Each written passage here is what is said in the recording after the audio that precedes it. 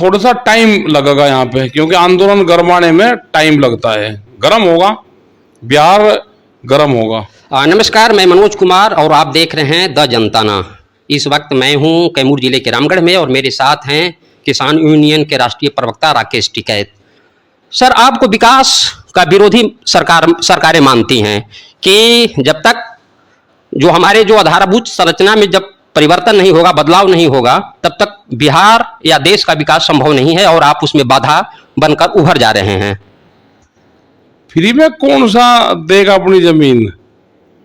जो उसमें इंजीनियर लग रहे हैं, उसमें मटेरियल लगेगा, गिट्टी, स्टील, लोहा, सराम, इंजीनियर, कंपनियां, सब बाजार भाव पे है। किसान की जमीन ही सस्ती चाहिए, क्यों भैया? तो गिट्टी भी ले आओ और जितनी देर यहां विकास का काम हो तनख्वाह ना ले। एक आदमी बताओ जो तनख्वाह लेता हो। स्टील उसमें फ्री का आता हो, गिट्टी फ्री की आती हो, बालू मिट्टी फ्री की आती हो, डीजल वहां पे फ्री चल रहा हो, किसान की जमीन ही फ्री क्यों लेंगे? उसको भी मार्केट रेट चाहिए। वो कानून बिहार के भीतर 2006 में ही रद्द कर दिया नीतीश कुमार ने। तो इस सवाल पे बिहार में संघर्ष शून्य है और आप 17 साल बाद बिहार में आए हैं। मंडी कानून वापसी होगी या फिर बहाल ही रहेगा? मंडी वापसी होगी, बाजार समितियां वापसी होगी। बिहार से उगता हुआ सूरज है, पूरे देश को रोशनी बिहार देता है। अगर यहाँ पे परछाई पड़ेगी सूरज पे, तो इसकी परछाई पूरे देश पे पड़ेगी।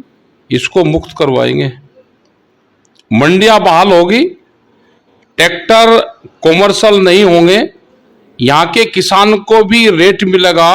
एमएसपी गारंटी कानून से कम पे किसान अपनी फसल ना बेचे। आंदोलन के लिए तैयार रहे। और अगर मंडियां बंद हैं तो फिर सबसे बढ़िया डीएम, डीसी, विधानसभा वहां पे अपनी फसल बेचेंगे। व्यापारी गांव बना जाए। हम किसान अपनी फसल बेचना जानते हैं। या तो फसल मंडी में बेचें या फसल डीएम के, डीसी के अधिकारियों के घरों पे बेचे, ऑफिसों पे, विधानसभा पे बेचे, गांधी पार्क में बेचे। ये आंदोलन शुरू होगा। इस सब में थोड़ा सा टाइम लगेगा यहाँ पे, क्योंकि आंदोलन गरमाने में टाइम लगता है। गर्म होगा, बिहार गर्म होगा। हमारी लड़ाई किसी एक उससे नहीं है, हमारी लड़ाई सिस्टम से है। और जो सिस्टम में बैठा या तो सिस्टम को ठीक करेगा या भैया आंदोलन झेल लेगा। जिद्दी पड़ने से थोड़ा काम चले, काम चलेगा काम करने से। ना हमारी कोई राज्य पर कब्जा करने की नीति है कि हम कब्जा करने आ रहे। कौन मुख्यमंत्री बनेगा, कौन रहेगा, हमारा उससे कोई सवाल नहीं है। हमारा ये है कि मंडी सिस्टम पूरे देश में है, बिहार में बंद है, इसको चालू करा जाए। मंडी समितियां यहाँ पे चालू हो, मंडियों की जमीन ना बेची जाए। वहां पे किसी का अधिग्रहण कर रखी, किसी ने उसको लीज पर दे रखी, उनको वहां से छुटवा जाए। बिहार कृषि प्रधान राज्य है, लेकिन अभी मैं देख रहा था कि बिहार अनाज उत्पादन में सरप्लस है, लेकिन आय की दृष्टि से ये 15वें नंबर पर है। यहाँ के किसान इतने गरीब हैं कि इससे नीचे शायद कोई स्टेट है। मेघालय, असम, अरुणाचल, गुजरात, पंजाब, हरियाणा, ये काफ़ी आगे हैं। आप एक एग्जाम्पल से समझिए कि पंजाब का जो किसानों का जो प्रति माह आय है वो करीब 27,000 है और बिहार के किसानों का प्रति माह आय मात्र 3500 है। ये आंदोलन से ठीक होगा। पंजाब के किसान या दिल्ली के नज़दीक जो लोग रहते हैं, वहाँ पे आंदोलन ठीक है। जहाँ जहाँ जिन स्टेट में, जिन क्षेत्र में मूवमेंट और किसान संगठन नहीं है, वहाँ पे नुकसान ज़्यादा है। बिहार के लोग सुसाइड नहीं कर रहे, उन्होंने बिहार को छोड़ दिया, प्लान यहाँ से कर लिया। विदर्भ में आप देखेंगे, महाराष्ट्र में, वहाँ के लोग वहीं हैं। वहाँ के लोग सबसे ज़्यादा सुसाइड करते हैं, क्योंकि वहाँ पे भी प्रॉब्लम है। तो ये प्रॉब्लम देश भर में अब आएगी और बिहार इसका मॉडल बन चुका है। यहाँ से लोग प्लान करके अपनी जमीनें छोड़ गए, अपने घर बार छोड़ कर चले गए और उन्होंने फिर बिहार की तरफ रुक नहीं किया। वे हताश हो गए और यहाँ कंपनियां आ गई। कंपनियां यहाँ पे खेती करेगी। जो कंपनी बॉम्बे में रहती है वो बिहार में आने के खेती करेगी और उसको आमदनी होगी। और बिहार का किसान जो अपने ही गांव में पिड्डी दर पिड्डी रहता था उसको नुकसान है। तो ये सरकारों की पॉलिसी और सीधी सोची समझी चाल है एक, कि यहाँ के किसानों को बर्बाद करके इनकी जमीन छीनने का काम करा जाए।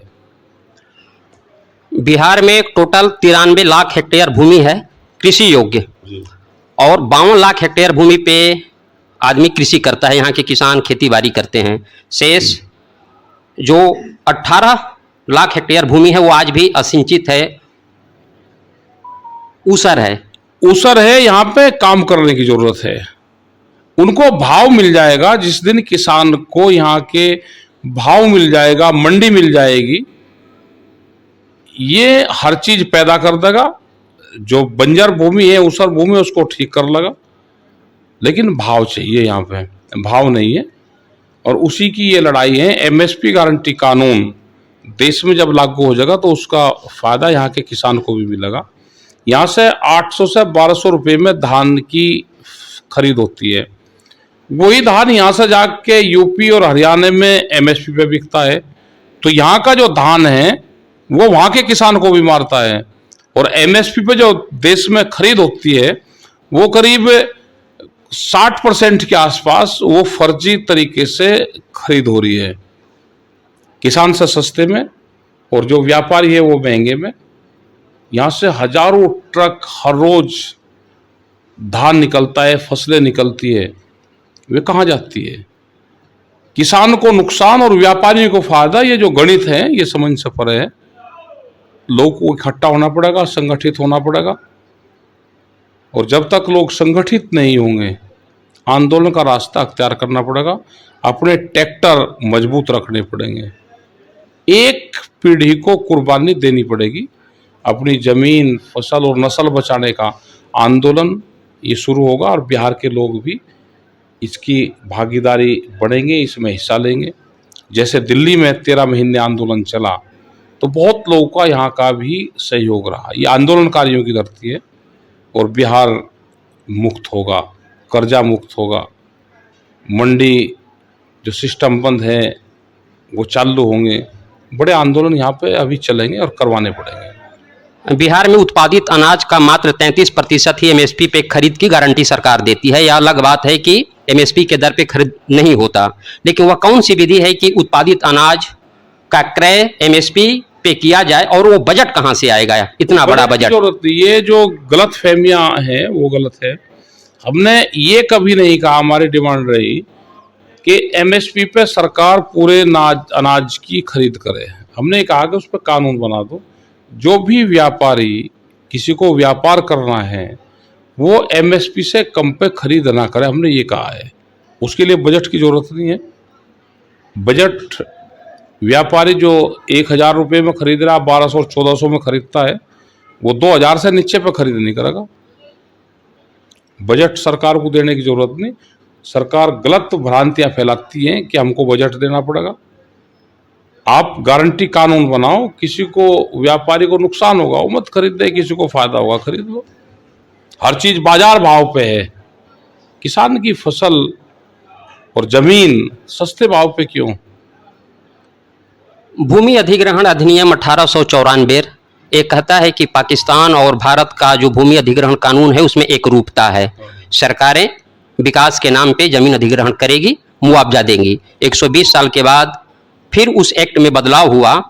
जबरिया किसानों की जमीन अधिग्रहण नहीं की जाएगी, वो तब किया जाएगा जब देश की सुरक्षा का मामला हो। तो क्या एक पेशवे देश की सुरक्षा का मामला नहीं है?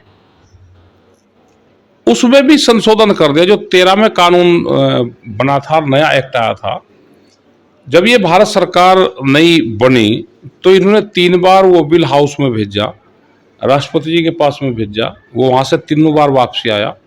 लेकिन फिर उन्होंने उसका मॉडल एक्ट बनाया।